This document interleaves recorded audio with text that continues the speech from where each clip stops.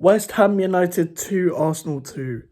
I purposely didn't go today because I didn't even want to go to the Newcastle game. My ticket was fucked. And I still managed to go to the game and we lost 5-1. And when Moyes criticised the fans after the game, I was like, I'm not watching Fulham. I didn't watch Fulham. I watched the Ghent match.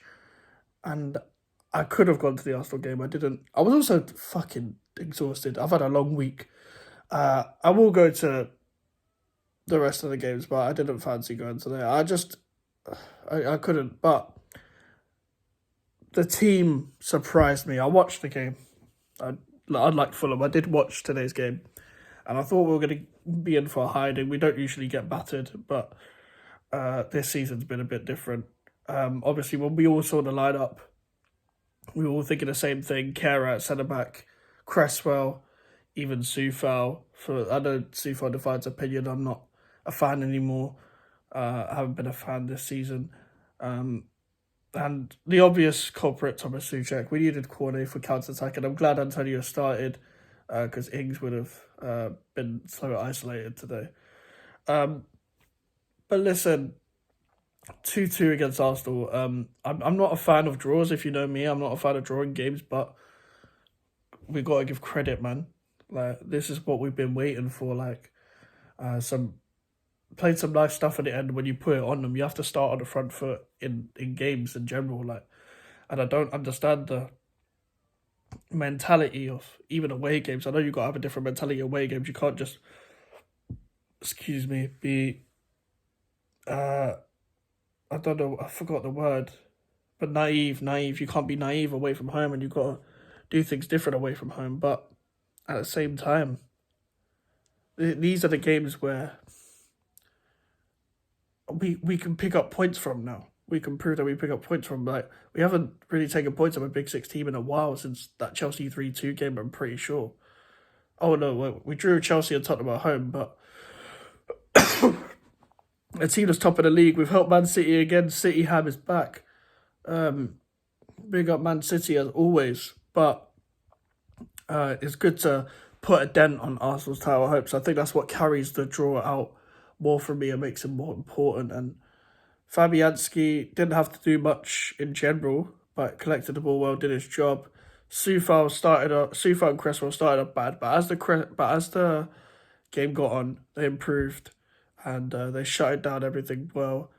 Cresswell did better against Saka than I thought he would. Saka didn't have a good game. He hasn't been the greatest past couple of games, but he's having a good season. I would still put him in my team of the season, regardless of what happens, because he's been ultra consistent throughout. Martinelli usually absolutely pipes us, but Soufal looked like 2021 Soufal, looked like 2020 Soufal. I wouldn't mean 2021 Soufal, I mean that first season. But yeah, well done to Soufal for keeping the quality winger that is Martinelli. When they brought off Jesus, I was relieved, but they also brought on Trossard, who also has a good record against us. I don't think Arteta helped himself with his substitutions. I think that helped us a lot. Obviously, Odegaard always rips us apart. I think we was his first proper good game when he was on loan, and we drew 3-3. We still can't beat Arsenal. We have an awful record against them, but it's good to put a dent in their title hopes. I do take pride in putting dents in people's hopes and in people's battles, and that was important for us to, given the fact that Bournemouth beat Tottenham yesterday. That Wolves beat Brentford, and we're 1 point closer to safety. And I think I've never ever said we will get relegated, but it's games like Forest at home, it's games like that if we had lost today and then lost to Bournemouth next week, I would be like, yeah, we might be in trouble. But listen, please just beat Ghent on Thursday, and please beat Bournemouth or get a draw or do something. I don't want a draw, but get a result against Bournemouth. Bournemouth are flying. Well done to Gary O'Neill. Let's talk more about the players, though. Zuma, my fucking centre-back. Kera was a brick wall. Both played well today. Kera is very good at being aggressive and intercepting the ball, but he does have his moments where he's a bit shaky. This is still his first season. What I will say is that Kara isn't a centre back, but that's the best you're going to see him at centre back today. Is very good contrast from how he was like playing at centre back against Arsenal away from home, when Nketiah really spun him. I think the fact that they were playing more of a false nine rather than sticking a striker on the centre back really helped Kara today.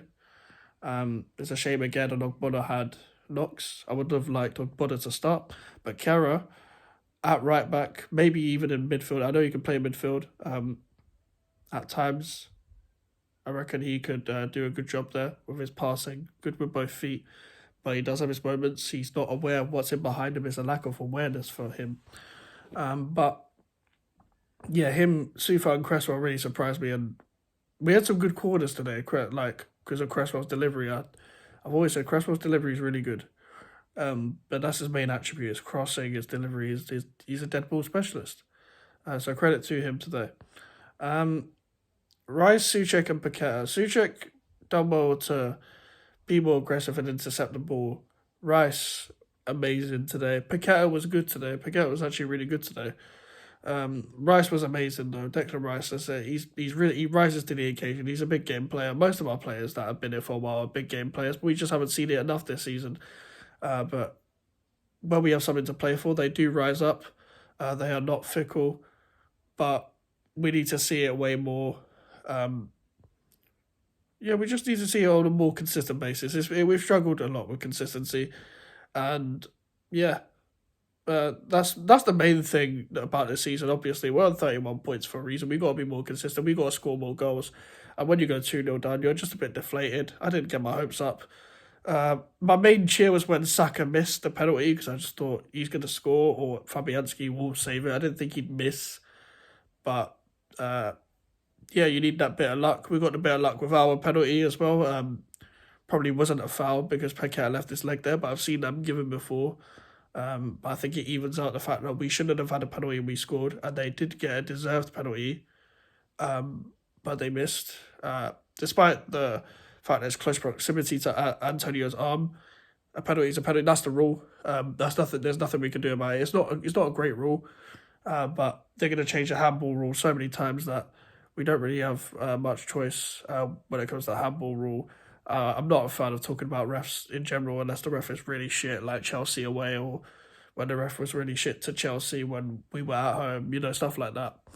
But yeah, Paqueta, apart from the ball that when they counter-attacked with Saka, apart from that mistake, I would say he done really well. Start on the front foot. We need to give him a better midfield partner, but we know Moyes is not going to bench Souček, so we're just going to have to put out with it. And I would like to, mainly because of his team selection and his approach to games, Moyes has to depart in the summer regardless, but Moyes did get it right today. We could have won the game if we had a better team, but I'm not going to moan about that too much. I'm just going to relax a bit because ever since Brighton, I've been in a very can't be arsed mood, and especially after Newcastle, I've been in a very can't be arsed mood when it comes to this club. So, well done to everyone today. Bowen, Antonio, and Benrahma. Benrahma got better throughout the game. I do think he should have come off earlier. I do think Cornet should have come on. Antonio worked his fucking socks off. He was absolutely class. He's used to playing as a solo striker. I'm watching a Man United game. Dallo has just scored. That was a great ball from Anthony. But yeah, well done to Antonio today. He was an absolute nuisance towards their defenders. Obviously against Rob Holding, who's absolutely shite. So I'm glad we actually performed better against Arsenal this season than last season when we were battling for Europe. But yeah, well done. Jared Bowen applied himself again. Beautiful ball by Kara in the air. Ramsdale probably should have saved it, but Bowen rose up today. Bowen, another big game player. He's been very good I would say he's been better in 2023. He's still got a lot to go to his standards. We need to score more goals as a team. We need to attack as a team more. If you go on the front foot with this team, we can do something. We need a consistent team, and we've had a lot of injuries to disrupt the consistent team, but we need to I'm going to keep saying it, consistency, please. If you guys did like the video, leave a like on the video and subscribe if you're new. Fuck Arsenal. Social medias are in the description. Want to follow me and the email for any inquiries. I'll see you guys later.